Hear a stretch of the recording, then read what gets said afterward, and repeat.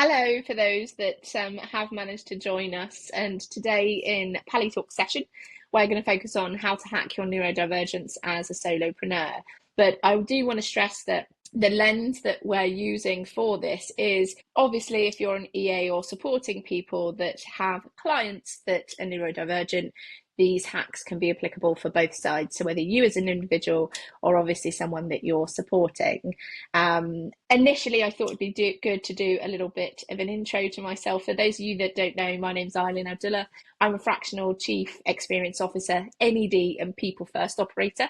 But that sounds like a lot of words. What that means in essence is I support growth stage companies going through key moments of change. So whether that is a shift in inclusive, high performing teams, or my favourite and all time is employer branding that goes through rapid growth. So over the last 2 decades, I've helped companies like Compare the Market, River Island, and the semiconductor giant Arm through people and culture initiatives. But my absolute forte is really embedding the kind of communication and infrastructure that's needed to unlock clarity, capacity, and cohesion. And that probably moves us quite comfortably to where we are today. I'm wearing a slightly different hat in this session to focus on my lived experience. So I was diagnosed with dyslexia at university, and having masked for, I'd say, the better part of 20 years and throughout my career, I spent a lot of that time feeling misunderstood, which I know a lot of later diagnosed individuals also do. And in recent years, I've become more vocal in advocating for neurodiversity, challenging the social norms and sharing my lived experience to really support others in doing work in a way that is less frictionless and offering more freedom. There's a big, I think, hiatus around diagnosis, and I want to be really clear that in this session today, whether you are formally diagnosed or you're going through a situation of self-identifying, or again, identifying some traits within a client, or you're someone that knows that just simply the traditional ways of working don't quite fit you, then this session is probably quite useful in that sense. This is really, or at least what I'm hoping to get out of this, is really offer you a permission slip to ditch that outdated productivity myths and really build on that solopreneur rhythm that works for you and your brain. But what I want to stress more than anything is it's not necessarily wrapped in any science. I'm not a psychologist. I'm not a trained individual that can give you specific information. If you do ask any questions as to any traits, as it were, I can't give you any diagnosis. So please, hold those for an actual psychologist. This is a session that is purely personal.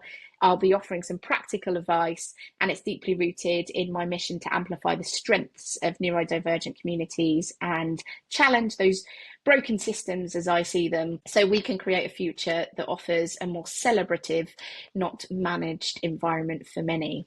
So without that, let's dive straight in. So to cover off the main focus of today, we'll be covering 3 main elements: why this is important and why we have a need to really understand our best ways of working as individuals and also clients, if you obviously assume that there's an element of ND present. The common challenges that neurodivergent individuals tend to struggle with or what they go through, and just a better understanding of possibly how their brains work. And then most importantly, the hacks to navigate that quite comfortably. What I will also make clear, there is on the right-hand side a Q&A section. So at any point, if like me, you find it hard to hold on to questions to the very end, feel free to pop a question in the chat on the right-hand side and I'll answer that. I'll keep an eye out as much as I can and I'll answer that as we go along. But there will be, just to stress, there will be time at the end to go through that. So let's dive straight in as to why this matters. Solopreneurs for me are resilient, adaptable, and juggle a dozen roles. So you can probably agree, as a solopreneur being on this call or this session today, you're at one moment a marketeer, at another an accountant, and then at the better part a strategist and customer support delivering for clients. But when you're neurodivergent, this doesn't already come easy because you've got a heavy mental load already. So there's a lot of layers within that. So the traditional productivity advice that you get from people where they say block out times or have rigid calendars, don't worry about it, it's the hustle culture. That's what solopreneurs and being an entrepreneur is actually about.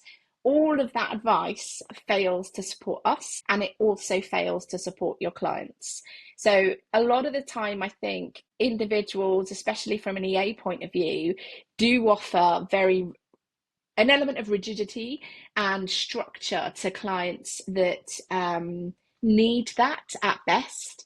But then if you've got someone that is ND and expects things a bit more fluidly, that's not going to work with them. So you will have things like time blindness, sensory overload, emotional dysregulation, and they're just a few of those things. So you might have in some instances, and I know if you think of it like a cup of water that's at the very, very brim, and then you're popping in stones into that water, then all of a sudden, if you put one too many, you get an explosion of water and it all overflows. That's almost the same as somebody with ND. And obviously that could be yourself, or it could be a client in some instances. So don't take it to heart if you do get that emotional dysregulation fired at you. It's obviously where they are at that particular moment.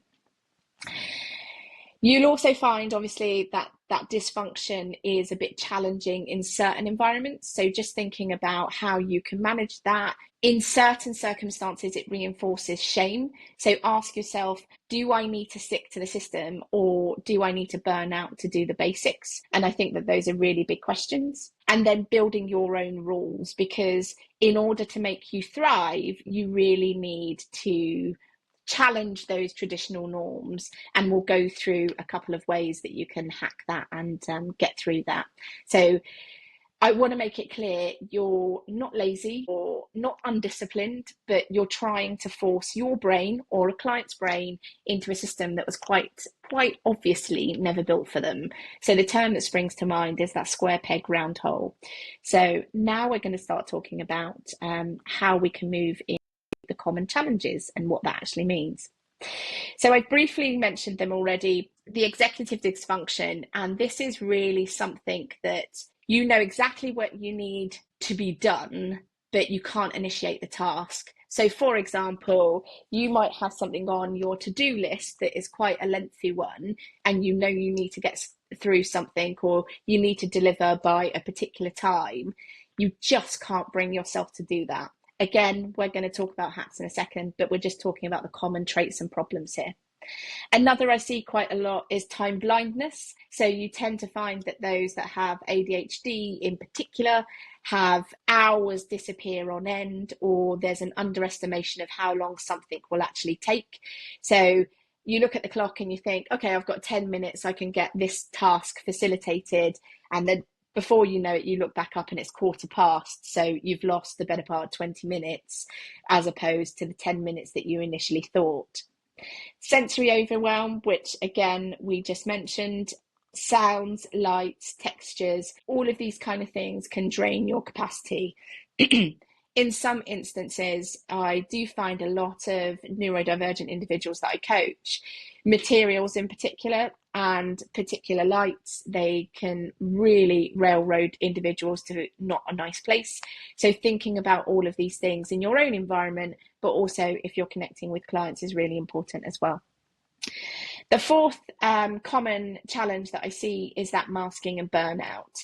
And again, reflecting on my own experience, the better part of 20 years before I got to the stage where I thought, I can't do this anymore. Pretending to be neurotypical is exhausting. Pretending to fit into that round hole as a square peg is absolutely debilitating. So masking your own business really is almost a fast track way to burning out. So really do take heed of yourself and your body. And the fourth is the self-doubt and broken systems. This is quite typical when people think, why can't I stick to a plan? I've got this strategy, I've got the operationalization. why can't I stick to this? Why am I challenging? Why am I finding this so challenging? And that's really that self-doubt that comes in from those systems that have for so long been prescribed to us, and we just assume that we're meant to conform to that. But actually, you don't need to spiral with your confidence. We just need to make sure that the system is actually conforming to you. So the aim of today's session is to stop pathologizing these and really start to think about the systems that we can have for you as individuals, but also your clients that potentially or do have neurodivergence or are. I'm going to now move to a poll. So you would have seen at the beginning there was a little QR code. If you could just grab your mobile, if you've got one, and scan the QR code. And I'd love to know if any of those common challenges actually resonated with you. If you're on a desktop, you can go to slido.com and you can use the code 4003284 at the top, and then you can answer there. So I'm literally going to give you 1 minute to answer that. It will be lovely to see the level of response from the poll that comes through. I can see a couple of you ranking. Okay, so the sensory overwhelm comes through quite a lot. And masking burnout. Yeah, it's interesting. I find for me growing up, and it just an insight into my childhood, there was apparently when I was a toddler a pair of dungarees. For anyone that's really younger, they're basically jeans that have a flap that come up with two sections, and I lived in these dungarees with a soft t-shirt. We went away abroad, my parents obviously took us away as a family, and I would not wear anything else and kept melting down because I couldn't put these dungarees on.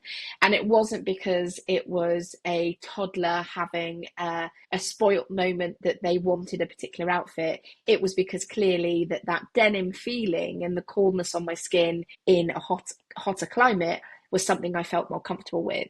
So even now, I'm sure that there are plenty of ladies on this call. I'm also really particular with materials I use now, also particular with underwear, all of those bits and pieces to make me feel more comfortable on a day-to-day basis. And I know there are others that struggle with lights and all of those things. So I think the reason that I'm sharing that is you're not alone. There are plenty of us out there, and we just have to navigate and hack around that. So the first hack we're going to talk about now is energy over time. So this one for me is one of the most powerful shifts that I made and you can make as a neurodivergent solo entrepreneur, and it's stopping that managing of time and looking to manage your energy flow instead. Time is a linear thing, energy is not, and I just want you to really think about that. It's a really easy process to go through. So thinking about your capacity that's fluctuating based on your sleep, your stimulation, your nutrition, and with me in particular, those hormonal shifts. So those that may be returning to work after having a baby, or maybe you are going through some level of fertility treatment, maybe you're perimenopausal, maybe you're menopausal, or do you know what, maybe you just have cycles that are really intense. There are different periods of your cycles that really do shift those energy loads. So really considering all of those things, instead of forcing yourself into a 9 to 5, start to observe when your mind is most alert and most creative or calm. So if you look at the graph that we've got here, you can quite easily have an energy level, and you can put your energy levels at 1 to 5, and you can run your time across the bottom. Now, I'm going to be really honest, mine actually dips to 9 to midnight. And the reason that I do that is personally, I have a peak of energy after I've put my 4-year-old to bed. So usually that 8 p.m. till about midnight is my time. But also I absolutely love what I do for a career. So I do carve out a couple of hours, and in some cases, just past midnight, where I'm deep in focus and work. So it's really understanding that if you can track your energy levels, your mood and your focus throughout the day for just 1 week, and maybe you can color code that or use highlighters and do it manually rather than digitally, whatever works for you, I guarantee you will start to see some level of a pattern. When are you feeling your most sharpest? When are you finding that you're crashing? And then you can start to build a rhythm around those findings that you have. So if you think about, I'm just trying to think of another example actually. Most importantly, you tend to find typically people have a slump after lunch, but then there are individuals that don't have heavier lunches. If you have something a little bit lighter, you might have a peak at that 3 to 6 period, or obviously if it's the school run, then it's completely wiped out. So considering all of those factors, then once you've got some level of a pattern, and again, I'm going to reference our cycles, the pattern might shift based on where you are in your cycle. What you can start to do is say, okay, I'm going to make sure I deal with or manage that challenging client at this time because it's easier for me and I know I've got more energy to do that. It's not about doing the prescriptive 9 to 5. It's about understanding your energy flow and when you can be more strategic, when you are better with deep admin time, but when you really can take yourself into a space that is designing your day around those energy blips and peaks. And the final point that I will flag there is someone recently shared with me a service and they called it body doubling. And I found it fascinating because this is actually a method where someone else is present with you when you're doing deep work. So it could be like a focus mate or an accountability buddy. But the idea is it helps you to stay on task, especially with people that suffer with time blindness. There's a couple of platforms that actually do this. I think Focus Mate is the name of the platform, but I can come back to you maybe with that to share a little bit later. And again, I'm always interested if anyone else has some expertise or experience in managing your energy over time and what that flow looks like. And maybe we can have a little bit of a conversation in the Q&A about that a bit later. The next hack for me is starting to think, now you've started to think a little bit more intelligently about your time and your energy, not necessarily the indulgent 9 to 5. We're now going to move into making things a little bit more sustainable. So thinking about that structure. The more we try harder, the less productive your strategy tends to be. And the reason is you're not built, and that's okay, I'm going to stress this from the offset, you're not built for the external systems that are already there. And there's no shame in that. So I really, really want to stress that from the offset. So an example is forgetting a simple task. Maybe you've gotten stuck on where to start on a particular project or something that's been thrown your way, or you've opened 10 tabs. If anyone's like me, I often refer to my brain as having 50 tabs open, let alone when you get to my actual laptop, the level of tabs that are constantly open is mad. That's okay. It's because we work in a slightly different way. That's not something to think to be ashamed of. That's not something to think that you're failing. This is executive functioning reaching its capacity. So what we're going to move to now is really starting to think of solutions for that external scaffolding.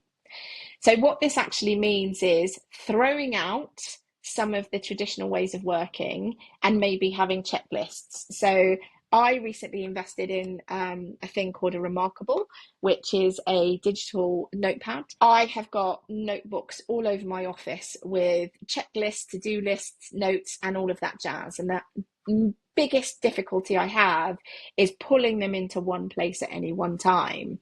So for me, digitalizing that and having a checklist has worked really, really well. Also putting alarms on so the time blindness doesn't come in, and creating some sort of templates or visual boards for those additional tasks that you repeat regularly. So maybe thinking about emails or the invoicing or the onboarding messages, but some of those micro decisions that you need to make, but you don't need to make them all the time. So it gives you more bandwidth, if that makes sense. And again, you can apply this to a client if you've got an ND client. So removing those micro decisions for them and maybe thinking about automating them, maybe thinking about how can you support them by giving them more bandwidth. It's funny, actually. It's just it made me think of a client that I do work with, and I'm sure she won't mind me mentioning it. But she keeps a laminated list of almost like a morning startup task that she has to do, and she now feeds that into an AI tool. And I'm sure at some point the Palitalk team will get somebody to cover AI. But she uses it. She's programmed an AI tool so that every morning it comes up almost as a coach and takes her through that. But she initially started with a laminated piece of paper that was stuck on her desk. And it was the stuff I'm stuck on, and what I need to get done. And again, there's that physical behavior that does come through with that in playing with post-it notes or physical paper rather than doing the digital stuff. But again, it depends on what you're like as an individual and how that works. Accountability and thinking about management doesn't need to be micromanagement. And I think in the corporate world, the assumption that really good individuals deliver best when they've got someone towering over them and leaning them in a particular direction. Actually, it might mean just being an accountability partner for somebody, again, client, or if you're thinking yourself, finding somebody that would be happy to do that.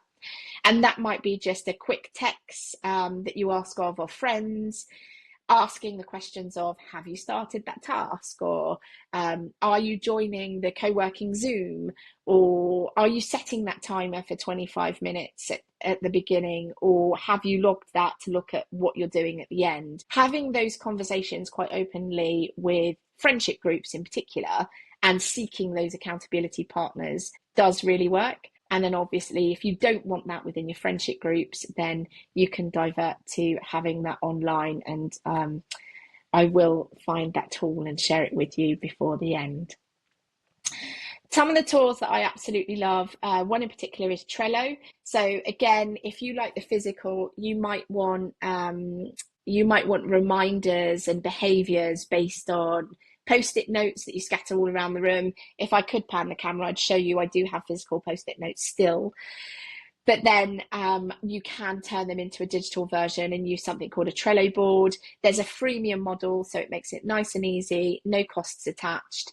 And what you can do is you can have obviously each of those swim lanes, you can move those cards quite easily across. So it moves you from that doing, stuck and done behavior and gets those through. You can see obviously in the example here, it's a little bit more about program management, but without leaking any data, it was the easiest screenshot I could grab. Another tool, if you're a little bit more technically savvy, is Notion. Quite similarly, you can do projects and tasks in there. You've also got other layers. Notion is a great tool if you're comfortable in navigating different tech stacks and basically using it for many things than one, but the projects and tasks element is quite good. And then my absolute favorite, which I've been using probably for about 12 to 18 months now, is Miro. I actually use this with clients. Again, there is a freemium model, but it only allows you one page. If you want to use something like this with clients, you have to upgrade to the Teams version and then they can access it. So this makes it really easier to give you a really good idea as to that start, stop and continue type method of working, but also it gives you a nice flow where you can move post-it notes around, you can share information, and then you can zoom right out of that and you can make it as large as you need to. But it's a super useful tool for anyone that is working with clients that, again, have a scattering of thought process, and it's a nice place to bring everything together and really dump it in one space. So again, moving away from structure being rigid, but enabling these tools to have some level of structure that frees you. So really reducing that shame that you haven't done that task or you've lost that post-it note, it obviously moving you from physical to digital, but making you remember that everything you're doing is creating a system that works for you rather than you working for the system, which I think is really, really important. The third hack for me is one of the most important, and it is the permission to rest. And not enough of us do this. We almost feel like we need to validate the level of input or work that we've done.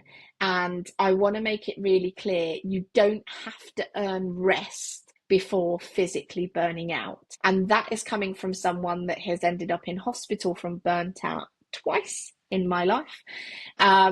Both times laying on a bed and a doctor couldn't diagnose what it was. And obviously, from more of a wellness point of view, it was now reflecting on that, evidently burnout. Rest is not laziness, it is recovery time. And I think if there's a key message I want you to take away from a wellness point of view, for those that are neurodivergent or those that you're managing that are, please, please, please, that rest time is so important for neurodivergent brains. It's an essential part of maintenance. Sleep is an essential part of everybody's routine and maintenance. But for ND brains that are going at 10 to the dozen all the time, rest is so, so, so important. Many of us, I think, through life have learned that overfunctioning need to compensate for what we're doing. So working twice as hard just to feel almost worthy, but that approach is just not sustainable. It leads to those cycles of overwork and collapse. And instead, we need to be really thinking about what we put in for that rhythm. And that obviously is those task batching, that multitasking behavior, using those digital tools to really get you there. And that's really, really important. Taking guilt-free breaks does focus on that sustainability element for the longer term. And that could be stopping at lunch and making sure you go for a nice walk with no interruptions. That could be taking a week off and disappearing on a beach. I guarantee you, even when neurodivergent people are resting, the mind is still going, but it's not such intense focus that it does alleviate some of that pressure and avoids that burnout. Another piece I think that's really important to me, I work very, very closely, one of my co-founders, on a platform that we're building out separately to this. She quite often says to me, I'm going for a nap. That's the term that she uses. And at first I found that really alien. It was like 1 o'clock in the afternoon. We're not in Spain. There's no siesta here. What do you mean you're going for a nap? She said, if I don't have a nap, I will burn out. So every afternoon I make sure I have an hour nap. Right, I don't necessarily have a lunch break. I have an hour nap, and that keeps me going to power through for the afternoon. The little ones come home, I deal with them, put them to bed, and then I do a few more hours before going to bed for the evening myself.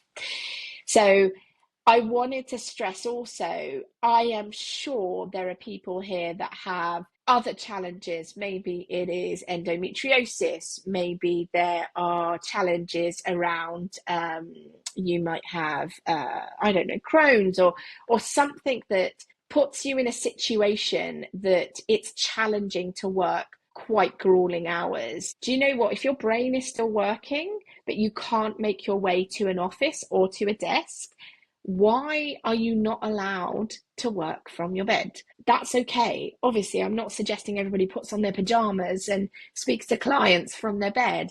But if there's an opportunity that you feel like you could do work, but you just don't have the energy to get out of bed, fine, just work from bed. What is wrong with that?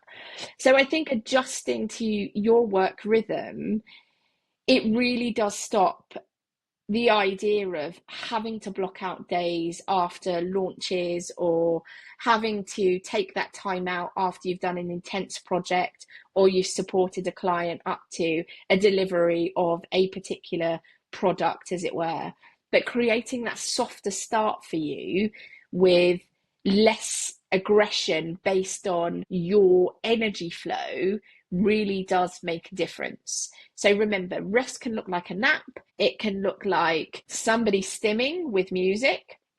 It could be time spent in nature. It could be maybe you're a pajama and Netflix and chill kind of person. Whatever rest means for you, make sure you take that time intentionally, not because you're forced to. Because if you don't give your body that time, your body will force you to and take you to burnout. So I think it's really, really important that we manage that energy flow to our best of our advantage.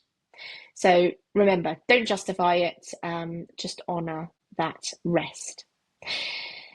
And I want to create a little bit of a safer and braver conversation around reframing failure for me as well. Because a lot of the time we see celebrities, and I refer to them as celebrities, like Stephen Bartlett, that talk about failure being lessons. And then when you actually speak to other people or well-known individuals, there's, well, actually, we don't have room to failure because time, and let's be honest, we've all got bills to pay. So delivering for your clients, there feels like there's no room for failure. But I want to accurately reframe it from failure, because missed deadlines or an inconsistency in output based on what you think is inconsistency, not what anyone else does, because this is your career and your business, because you're a solopreneur. You're setting the rules, remember. You're not forgetting that these are, or you're assuming rather that these are moral failures, but that's not forgetting that that's because it's a behavior that's been prescribed to you. What I want to reframe these as are actually data points. So if you think about, we didn't actually get client X to here in time, or we didn't deliver this because I dealt with whatever else that went on. These are all data points for us to understand our energy levels, understand what's working for us, understand what we need to let go, and understand what we need to do more of. So really, if we look at these data points and look at the behaviors and look at the patterns that are coming through in understanding ourselves, they start to tell us something about the environment we're in, about the support structures that we have for ourselves, and most importantly, about our working rhythm. So I should have probably clicked those a little bit earlier. But the point that I'm coming to is really starting to think about those as a lesson every time that you're seeing it, and feeding that back into that energy map that I spoke to in the first hack. But also, I would love absolutely everybody, and I was just doing mine a little bit earlier, I would love everybody to keep a done list. So not a to-do list, but a done list, and record everything that you're completing, no matter how small or how micro it feels, but celebrating even something like starting, celebrating showing up, celebrating those small nuances that we miss. Because if you celebrate those micro wins, your capacity that fluctuates really does give you an energy boost. And that's not failure, that's just being human. It's being human to understand that we can't monotonously move across in one flow. There are fluctuations, there are peaks and troughs, and we need to fluctuate with those energy levels, and also within a system that we design for ourselves. I am keeping a look on the chat, and I can't see anything that's coming through. So I'm assuming that everything is making sense so far. So hack number 6, I talk about delegating with confidence. Entrepreneurship, I think a lot of the time we assume that we do everything, and we refer to it at the beginning, right? When I said you're an accountant, you're a strategist, you're doing delivery, you're doing customer support, you feel like you are doing everything. But you know what? You don't have to. And I think that's a really important message. As a solopreneur, it doesn't mean doing everything. Outsource those things once you start to see your patterns that are draining your energy. So most neurodivergent solopreneurs in particular resist delegation because there's a worry about cost, there's a concern on communication, and I think a lot of the time there's a concern around trusting someone else is going to do it right. Are they going to do it as good as me? Or actually, can they deliver what I need to be delivered? Whatever actually this is, it could be something most minuscule, but managing a diary, for example. Can that be done as well as I can do it? And what that's really showing is the control element as a neurodivergent person, because there is that fear of failure, because we've been accustomed to seeing that we have to control every element and every mechanism behind what we're doing. The tasks that we resist the most, and this is referencing that to-do list, or when you're struggling to get started, and that executive functioning challenge that we spoke about in the common pitfalls, those tasks that we resist the most are actually the ones that we need to let somebody else do, because they're quite likely draining our energy, and that's why there's a conflicted mechanism between us in not really wanting to pick them up or do that. So really think about, when you're mapping your energy, what could you let go and what could you release that would make your life a little bit easier. Using a delegation matrix, and again, I can share this with you if you don't know what that is, but quite simply, it's a table that would show all of the things that you're responsible for, and then running across whether you essentially need to cover them, someone else could cover them, or could you outsource that and never think about it. One of those things that I outsource and never think about outside of that return or end of year is my accounting. As a dyslexic and also ADHDer, it's one of the things that I procrastinate about the most. I really struggle with, because there's a little voice in me from previous years, PTSD, trauma, whatever you want to call it, that says you're going to mess the numbers up, there's going to be an issue, and you're going to have a HMRC knocking at your door. So do you know what?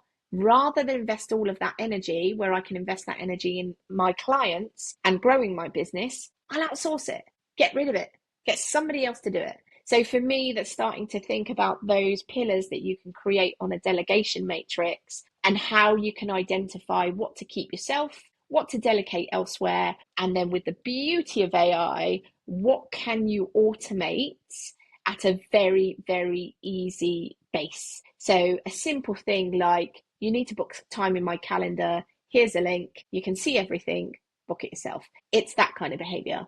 Or could you automate, you've just sent a tender out to a client, can we drip feed and automate all of the emails between now and the next 4 weeks to make sure we get them over the line?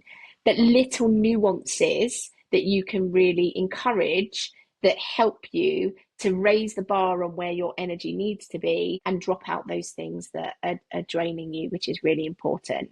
So inbox management, bookkeeping, video editing. I was just talking obviously with the PaliTalk team earlier, using a platform like Riverside to deliver sessions of this nature. There's an amazing AI tool now that sits there that you just press a button and it gives you the coolest clips from a delivery that you can share. That level of automation, rather than you sitting to video edit that and find those clips and trim it and add music and add layers and makes life much easier. So again, that coordination element, using tech to really support you. And I think also that last point for me, being honest about your working style, is that true to yourself. And a lot of the time we are so good at masking, we're so good at pushing through. I've also been in situations where, and this was my corporate life before solopreneurship, where I've almost been in tears in the lavatory, recomposing myself to then go in and continue another meeting or continue what needs to be done. I must stress most of those tears were when I was doing redundancy. However, redundancy programs, that is, and delivering them. However, most of that is that element to mask and to be able to get through really difficult situations. I wasn't being true to me and my working style, and the fact that I definitely needed a breather between those, rather than running those sessions back to back.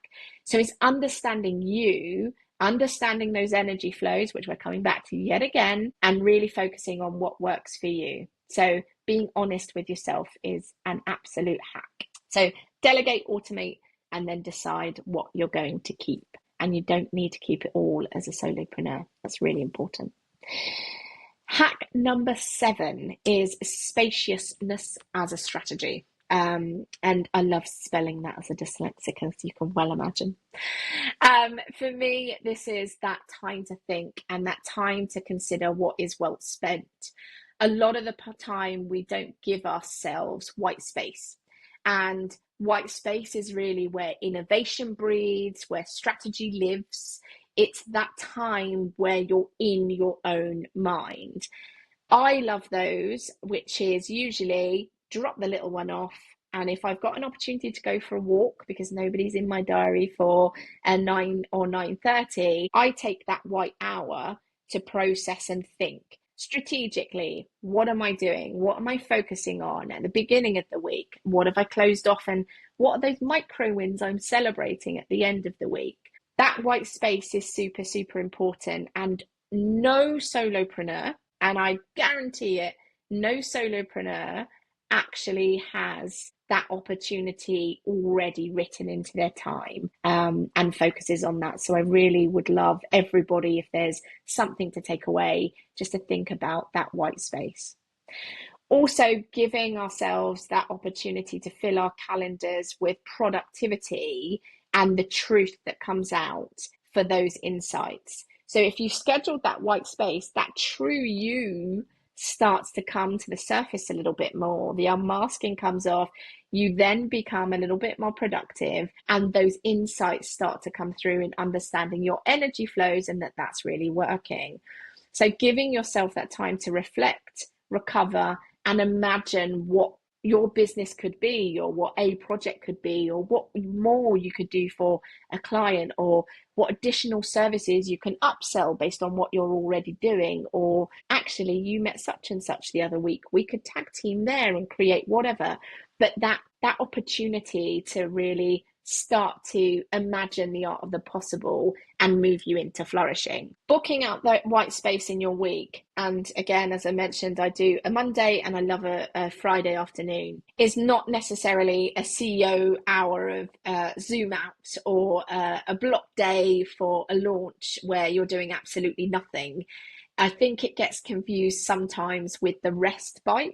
And for me, they're two different things. So being really intentional about what you're giving yourself is very, very important. So if you start by blocking out the white space into that week, so let's look at next week, and maybe you can trial putting that in for next week. That might be, it becomes a no call Friday, or a CEO no interruption Wednesday, or whatever it may be. But launching those opportunities within what is in your calendar. Maybe you've got a really intense Thursday, so actually you don't want anything on Wednesday, but it's not saying that you do nothing on those days. It's just giving you the spaciousness to allow your nervous system to regulate. And again, giving this advice to clients, but allowing the nervous system to regulate and giving your brain that chance to really process what's going on and integrate, and then turn that into business that is not necessarily reactive, but more intentional about what you're trying to do or achieve, but making it clear that your brain isn't there to constantly be poked and used there on a surface level. There is so much more that comes from having time to go deep and giving you the room to really breathe and understand that real deep nuance of what you're focusing on. And then a lovely quote that I grabbed off someone off LinkedIn that was really rubbish at grabbing their name is, your brain is a creative, not a corporate. So I thought that was quite valuable with what we were saying here today. So I'm going to pause for a second. I know we're at 45 minutes and we're coming to the latter part, but I'd love to know, what was your aha moment? And if you could just head over to Slido and share, going through what I've just said, from challenges, the why, the hacks that we've run through very, very quickly. What was your aha moment from any of those? Was it the energy over time, the permission to rest, or maybe that external scaffolding with some of the tools that you could use? But I'd love to just take a moment here in practicing what I'm preaching and reflect on what we've just gone through and anchor some of that learning into it. Also seeing that we don't have many questions in the chat.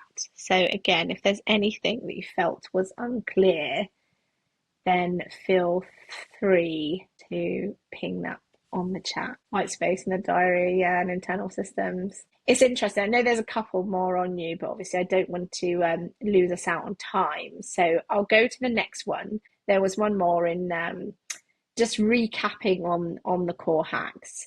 And I think the energy mapping from anyone that I've ever spoken to has tended to be the most popular, because it's an appreciation of, okay, I've got my morning to cover off X because that's when I've got most energy. For me personally, I'm a top and tail. So I have most energy at the beginning of the day and then at the end. And then I kind of flatline almost during the middle of the day. So I tend to do a lot of the stuff, and I'm talking pre-4-year-old is awake. A lot of my admin and stuff that I jump on and do, especially with international clients, starts at 5 or 6 a.m. Absolutely hammer through until about 8. Then I get her sorted, awake, and do all that kind of stuff. She's in preschool, so she doesn't start till just after 9. Drop her off, and then I've got an opportunity to go deep in my white space, or alternatively admin. And then towards the latter part of the day, again, there's that pickup time. And then I tend to then peak again towards that 8 till midnight period. And the irony is, a lot of people might think, oh my God, that's not much work when you think about it. No, actually, if you calculate it, 4 till 8, and then again, 8 till midnight is actually more hours than your average 9 to 5. So I think that that's a really important one and quite useful. So, and again, these tools can be applied to anyone. So it's not necessarily just for neurodivergence, but thinking about that energy. I think with remote work and international work and COVID expediting a lot of it, we have seen that energy and work impact so much more than we historically have, and an acceptance of different ways of working above and beyond the expectation of the 9 to 5. And then obviously the external systems, really reinforcing that ability to use tools to make your life a little bit easier. And then moving to permission to rest. I think there's such an assumption that we need to do so much, or we need to get so much over the line, whether that's a financial goal or a project delivery mechanism. And then we sit back and say, oh, okay, I can have a rest now. But we've really exhausted ourselves all the way through that without thinking we should have some checkpoints for rest along the way. So don't feel like you need that permission to rest. You just need to start listening to your body a bit better, which I think is really important. And then reframing that productivity challenge and that shame, and thinking to those failures as data points, not failure. And then again, that delegation strategy on moving away from the assumption that you have to do everything as a solopreneur. So you don't need everything at once. You only need to pick one, obviously, and start there, and then evolve it over time. This isn't necessarily something that you need to start doing all from tomorrow, but really taking away some of these key nuances and just implementing little and often. That's really that iterative mindset that I'd love for you guys to walk away with today. And for anyone that rewatches that, if you do follow me on social, you will see me talk a lot about iterative improvement and those little micro wins that build up to the massive wins. So again, another Slido, because I love to make it interactive as much as possible. What hack will you try this week? I'd love to hear, and then leave that with you as an opportunity to take some action. There is a Q&A, but rather than moving to the Slido Q&A, I will leave the hack here and move to that in the window. And I've got I'm not Andy, but my teenage son is, so I wanted to jump on to get some insight. It's been super useful. Hang on. Oh, why can't I read the rest of the message? Oh, it's been super useful. So just wanted to say thank you. Oh, thank you, Shirley. Absolute pleasure. And again, feel free to reach out to me on LinkedIn. I think it's so important when parents of ND individuals that have been diagnosed, and we all know that the ECHP framework, and now our wonderful government looking to get rid of that, making it even more challenging. It's really important because the working environment does assimilate the educational environment. So some of what we've talked about here can be just as applicable to that educational environment. So please, please, please, if there's anything that you've seen here that could be useful for him, or you want to ask me a couple of questions, then feel free to pop into my inbox on LinkedIn or send me an email. I'm more than happy to support. And then I've got a couple of other messages saying, I don't have one, they've all been really useful, which I absolutely love. So thank you. If there's any questions, then feel free to pop them into the chat. We've got 6 minutes left, but if you do want to stay connected, then feel free. The QR code will take you to various links on to how to reach out, but that's my email, website, and mobile number. So I'll just silently stay here for the next 5 minutes if there is anyone that wants to ask anything before logging out. I think it's also silently was probably an over suggestion on my part. I don't do silent very well. Just thinking about the educational route as well. There is, depending on how technical you are as individuals, there's a couple of platforms you might want to look at. One of them is Launch Lemonade.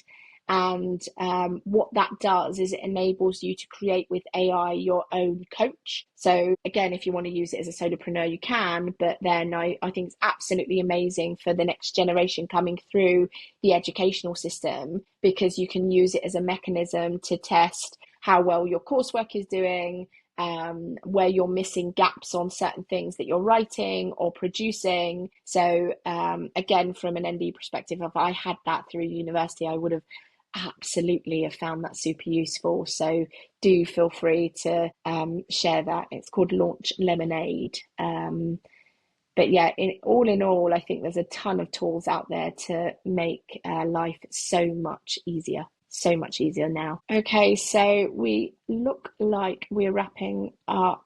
There's no other questions. I'm going to take the opportunity to say thank you so much for your time. I hope you found it super useful.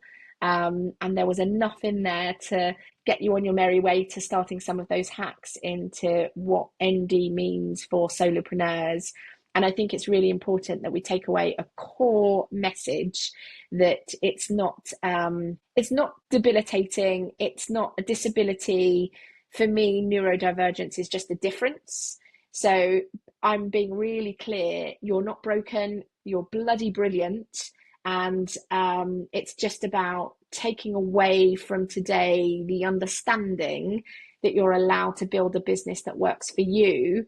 And obviously, as are your clients, if you're supporting ND individuals that are aligned with your energy, your rhythm, your values. It's not all about that neurotypical space. But yeah, once again, thank you so much for showing up today, being curious, which is most important, and being honest. And I want you to take away that exploring in every business looks slightly different, and that's okay to be a little bit different. So thank you.